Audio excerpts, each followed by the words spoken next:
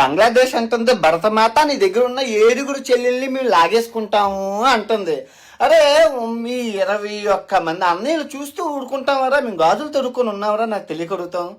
ఒకలో ఏకంతా ఈ పేద దేశం మా చెల్లెల్ని లాగేసుకుంటామంటే అన్నయ్యలు 21 రాష్ట్రాలు ఉన్నాం, మాలో మేము ఎన్ని కొట్టుకొని దొబ్బించుకుని అండాదాడే మా జోలికి వస్తే వదలు.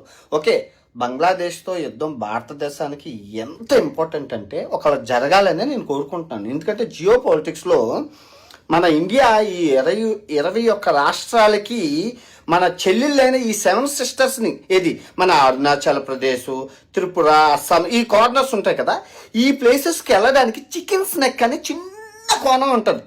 మేము వెళ్ళిన ఆల్ ఇండియా ట్రిప్లో చిన్నదే ఉంటుంది. ఇప్పుడు యుద్ధం జరిగితే అదే ఛాన్స్ మనం దాన్ని పెద్ద చేసేసుకోవచ్చు. అంటే దేశం అంతా ఆక్రమించుకోవడం అవ్వదు, కానీ ఆ చికెన్ స్నెక్ని కొంచెం పెద్ద చేసేసుకోవచ్చు. ఎందుకంటే ఇదే సొంత అదే సొంత కదా. అంటే ఈ